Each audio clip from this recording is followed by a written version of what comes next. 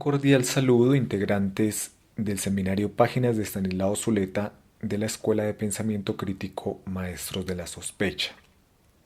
Me alegra mucho poder retomar en este año 2022 este seminario que venimos realizando desde el año pasado con la lectura del libro Arte y Filosofía de Estanislao Zuleta. Como algunos de ustedes habrán notado, para esta primera sesión del año vamos a abordar las primeras páginas del capítulo noveno titulado El arte como principio de realidad humana. Este capítulo lo habíamos trabajado ya en la última sesión del año pasado. Sin embargo, consideramos valioso retomarlo porque nos pareció difícil eh, iniciar el año con un capítulo que ya habíamos empezado y además porque en aquella ocasión la participación fue baja. Entonces le pedimos disculpas a quienes participaron en aquella ocasión, los instamos a volver a participar y animamos a las y los demás a participar en esta oportunidad. La reflexión que a continuación voy a plantearles como comentario inicial con el que esperamos entren en diálogo sus comentarios, la he titulado El arte como saber de un ser de la incertidumbre, la falta, la historia y la posibilidad. El primer tema que quisiera abordar a partir de este capítulo es el de la relación del arte y el saber. Y aquí es necesario que traigamos a colación una pregunta que ya nos hemos hecho y sobre la cual han girado en gran medida las conversaciones anteriores, pero que por supuesto no hemos llegado al punto de concluir y de considerar cerrada. Esta pregunta ¿es el arte un saber? Y si es un saber, ¿qué tipo de saber es?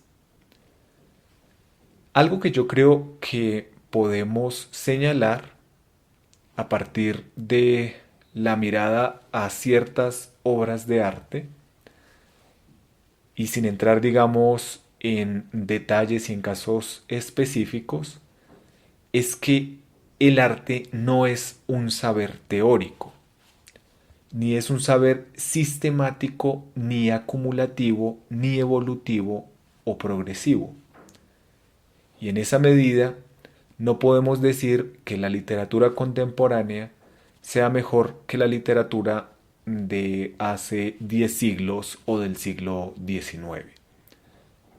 No se puede señalar que una obra de la actualidad sea mejor que, por ejemplo, la Ilíada y la Odisea.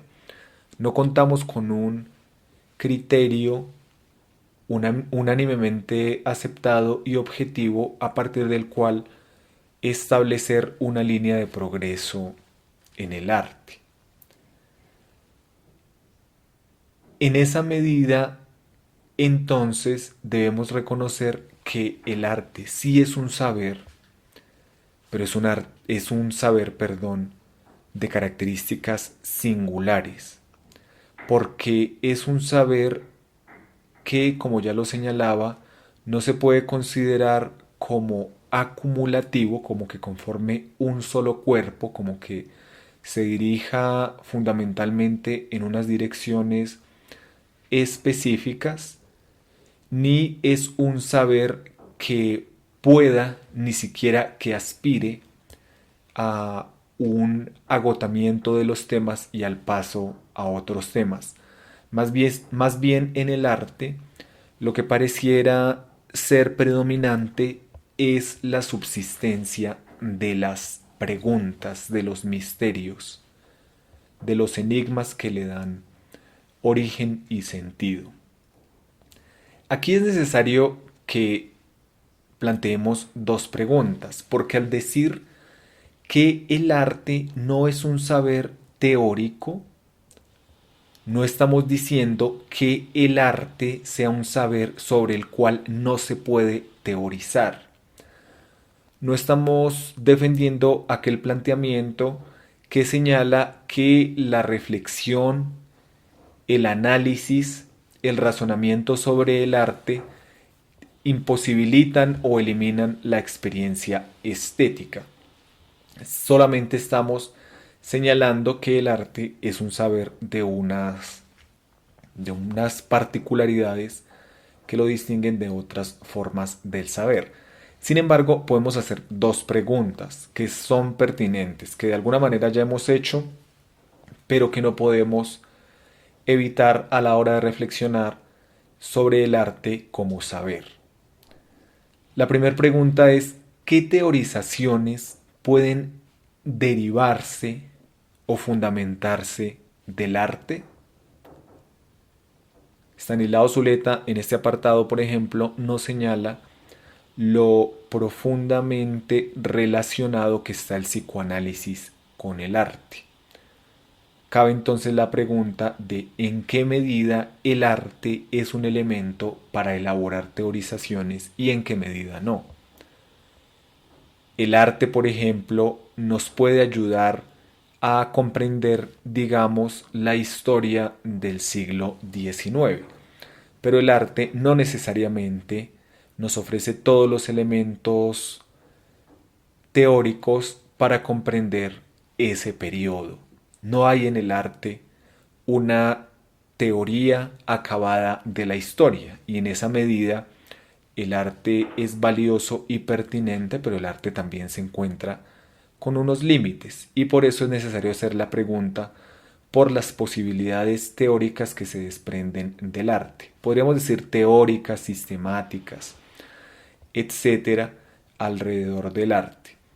Y también me parece importante a este respecto plantear la pregunta por en qué medida la teorización, la elaboración sistemática aporta a la experiencia estética. En mi caso particular, yo reivindico que no es posible acercarse al arte sin el esfuerzo y el trabajo simultáneo de teorización, previo, simultáneo y posterior de teorización. Es decir, que no creo en un acercamiento desprovisto de ideas, en un acercamiento virginal, donde supuestamente tendría lugar un sentimiento mucho más puro y mucho menos mediado para relacionarse con el arte. Sin embargo, tampoco creo que baste con esa forma del acercamiento. Por eso cabe la pregunta por la relación entre experiencia estética y saber teórico. En segundo lugar, hay una pregunta que es fundamental en este texto de Zuleta, y es la relación entre arte y análisis. También Zuleta habla de razonamiento y de entendimiento. Con respecto a lo que hemos dicho anteriormente, podemos señalar que el arte no es un saber que deba necesariamente relacionarse con un análisis sistemático, lógico de los asuntos que aborda. Es decir, el análisis no es un elemento esencial al arte. Y uno puede poner un ejemplo sencillo. Gregorio Samsa se despierta convertido en un insecto y no nos tienen que explicar las razones ni nos tienen que dar argumentos coherentes que expliquen tal situación. Simplemente es algo que acontece. O lo propio podría uno pensar de la locura del Quijote. El Quijote enloquece y no nos tienen que mostrar los caminos analíticos o lógicos que fueron necesarios para que a partir de la lectura de novelas de caballería enloqueciera el Quijote. Es decir, insisto, no necesariamente tiene que proceder el arte a través del razonamiento sistemático, lógico, argumentativo, demostrativo, etc. Sin embargo, con el arte sucede algo que me parece profundamente llamativo, y es que el auténtico arte, el arte más potente, pese a no proceder por la vía del razonamiento sistemático de los argumentos lógicos y de la demostración, sí es una fuerza corrosiva de los sentidos comunes. Así como el razonamiento considera que no hay ningún objeto que esté exento de la posibilidad de ser desentrañado en términos analíticos, y en ese sentido podría decirse, como lo señala Stanislao Zuleta, que el razonamiento puede tener efectos desacralizadores porque no permite que o se establece el ideal de que ningún objeto debería escapar de su órbita de análisis. Del mismo modo, el arte viene a interrogar, a poner en cuestión, a poner a tambalear los sentidos comunes a partir de los cuales hacemos nuestra existencia. El arte en esa medida es una fuerza muy potente para revelar el no saber, para generar formas de la perplejidad y de la incerteza. Y basta conseguir con el ejemplo de la metamorfosis de Kafka. Insisto, pese a que la metamorfosis no procede analíticamente, es imposible desconocer que es una profunda interrogación al trabajo, a la familia y a las formas a partir de las cuales los seres humanos cambiamos, nos desadaptamos, nos convertimos en otros. Es indiscutible que esta es una obra que nos da muchos elementos para pensar el asunto de la transformación, y para ver que los cambios que acontecen en los seres humanos son profundamente complejos y los pueden desadaptar, como ya lo decía, desubicar, confundir con respecto a los lugares que desempeñaban tradicionalmente. Entonces, aunque análisis y arte no están estrechamente relacionados, se puede decir que el arte también puede tener, y de hecho quizá en mayor medida o en medida igual, un efecto corrosivo de los sentidos comunes. El arte en esa medida, junto con el análisis, puede constituir una interrogación profunda de la existencia. De hecho, insisto, parece connatural al arte conmover los sentidos comunes. Aquello que no haga sino replicar la, el pensamiento dominante, la forma de entender generalizada de la vida, creo yo que no se podría considerar arte. El arte arroja una mirada singular y en ese sentido no se puede ubicar en la opinión generalizada, en la doxa compartida por todo el mundo, o que pretende ser dominante más bien. Hay un tercer asunto que es muy importante en este apartado y es el de la relación de arte y filosofía, que no quería dejar de traer a colación, aunque no se desarrolle extensamente en este apartado, pero pues como alude al título del libro me parece importante tenerlo presente. Y Zuleta señala que hay una relación tensa entre el arte y la filosofía. Y pone específicamente el ejemplo de Platón, quien en algunos momentos considera el arte como el saber supremo, como una síntesis, aunque es muy diciente lo que nos dice Zuleta sobre Platón, porque el arte sería un saber que no sabe por qué sabe o cómo sabe, o de dónde deriva su saber, pero de todas maneras sabe. Y esa sería, digamos, la consideración positiva del arte.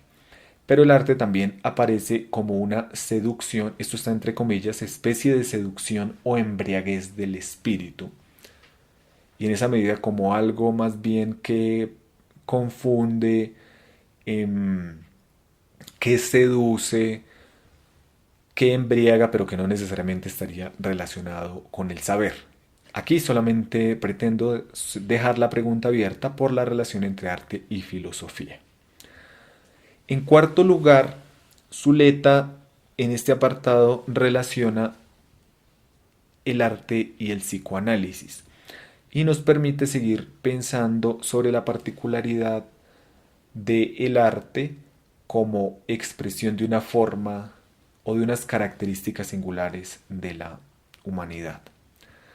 Dice Stanislao Zuleta que el psicoanálisis se caracteriza por no tener una concepción evolutiva del ser humano, sino por tener una concepción trágica, en la cual lo esencial serían los dramas que constituyen lo humano, y los dramas estarían relacionados con el duelo y con la pérdida de objetos esenciales. Aquí yo quisiera señalar algo que me parece relevante y es que yo creo que el duelo, la pérdida y el drama también se pueden entender en su relación con el tiempo humano y su finitud. Los niños se establecen en unas formas de vida y el paso del tiempo hace que acontezcan hechos que los sacan de la infancia y en esa medida que les generan el drama de dejar de ser niños.